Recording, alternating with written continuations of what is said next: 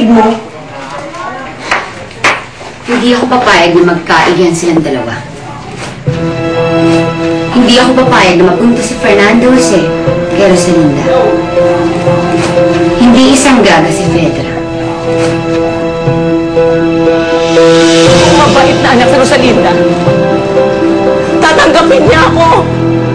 Hindi niya ako ikakahiya. Pero ate, paano si Rosalinda?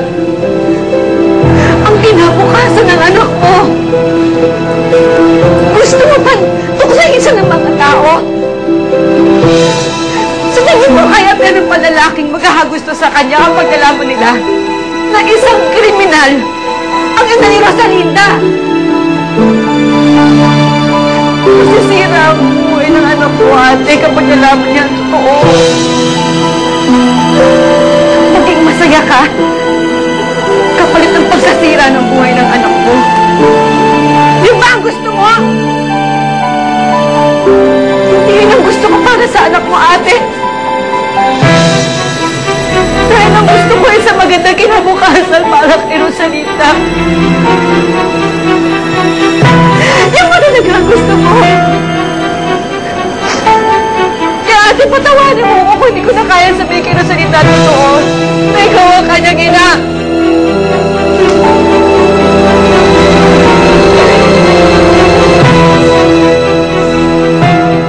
Sayang at wala po dito ang ina ni Rosalinda. Gusto ko po sana siya makilala din. Gusto ko rin namin makilala, kaya salamat sa pagsama mo. Walang anuman po. Siguro darating ngayon, maya-maya na. Rosalinda? Nakita ko si Father kanina sa loob. Kausap ang Ninong Florencio mo. Hinahanap ka niya. Ay, oo nga pala. Hindi ko pa nababati si Father. Fernando Jose, halika, samahan mo ko. Papakilala kita kay Father. Rosalinda, kay Lucy tsaka Itay ka na lang magpasama. Iiwan mo na dito si Fernando Jose para may kasama naman ako. Teka, magpapaiwan na rin ako dito. Marami akong gustong itanong dito kay Fernando Jose. Kaya naman, mamaya niyo na-interview si Fernando Jose. Samahan niyo na po si Rosalinda dun sa loob. At saka hanap kayo ni Father. Ganun ba? Opo. Halika na tayo. Lucy, halika. Naiwan mo na kita, Fernando Jose, Sige, Rosalinda. Sige. Parang bahala sa bisita ng kapatid mo. Sige ha.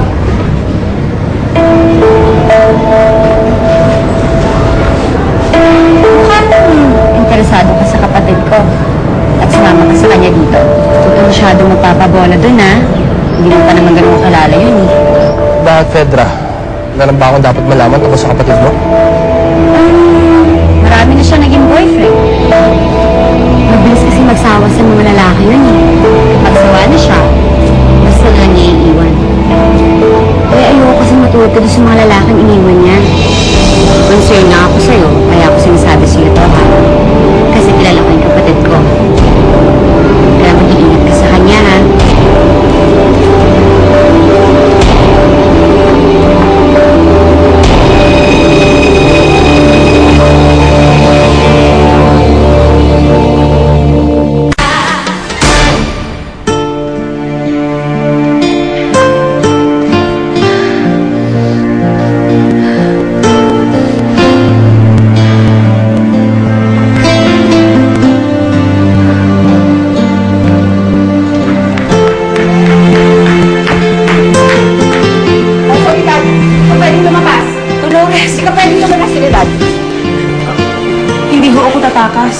May ibibili lang ako sa kapatid ko, saglit lang ho to. Dolores. Ate. Ate, kung ikirot na yung dibdib ko, ayoko na makipag-away pa sa'yo. Dolores, hindi kita sinundan para makipag-away. Naiintindihan ko na. Ayokong masira ang buhay ng anak ko. Kaya sige, maski masakit sa akin to, panatilihin na lang nating lihim ang pagkatao ng anak ko. Salamat, ate. Naiintindihan mo na ako. May isa lang ako napakiusap sa'yo, Dolores.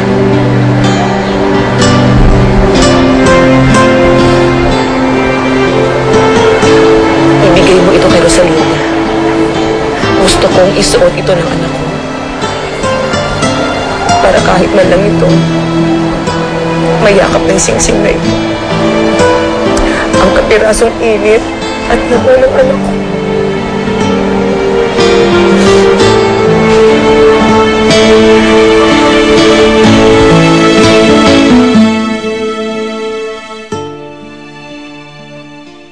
Becky, bilisan mo dyan. Tapos na tayo. Ang gaganda ng mga bulaklak. Ang ganda, Father? Oo. Kasi ganda ko, no? Joke. Father Alvir! Happy birthday po, Father. Salamat kaya. Ngayong andito ka na, siguro ay makuha ko na regalo ko sa'yo. Oo naman, Father. Kakantahan ko po ulit kayo.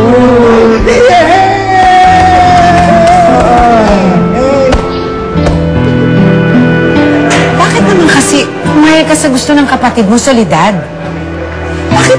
Bakit di mo pinaglaman ang karapatan mo sa anak mo? Dahil tama si Dolores, Clarita. Walang buting maidudulot para sa anak ko kapag nalaman niya at ng ibang tao na ako ang kanyang ina. Walang lalaki magmamahal at magpapakasal sa kanya kapag nalaman nitong kriminal ang ina ni Rosalinda. Kaya magtitiis na lang ako para sa magandang kinabukasan ng anak ko.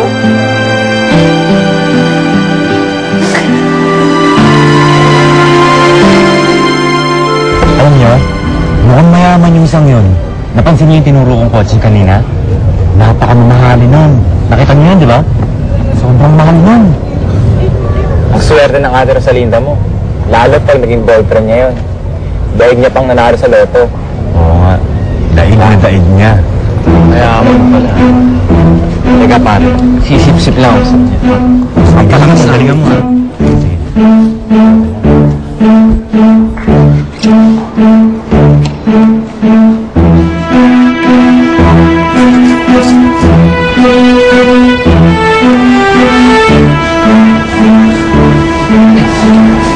Yeah.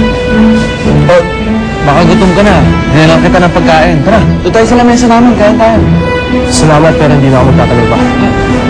Tara, alis ka na. Paano si Ate Rosalinda? Hindi ko na siya mahintay. Nakasabi nila na una na ako. Teka lang, huli. Ikaw laman ng isip sa puso ko'y ika'y isang awit. Teka, Mare, boses ba ni Rosalinda yun?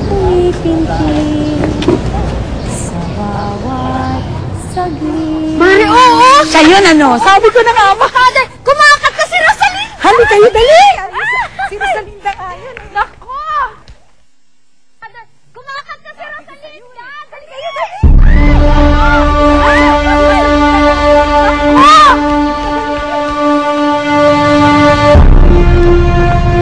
Salbahe ka talaga, Fedra. Sinaraan mo talaga si Rosalinda kay Fernando Jose. Oo nga. Sigurado ako, magta-turn off na yun sa kapatid ko. At lalabas siya para umuwi. Kaya pala inaya mo akong tumambay dito sa labas sa kotse niya, no? Inaabangan mo siya. Of course, magpapatake ko mo kay Fernando Jose. Ikaw ang pag-ibig, sa'yo ang pag-asang mabuhay ang pusong hanap ay ligaya, dinggin, hilig ng puso ko, sinisigaw ay ikaw.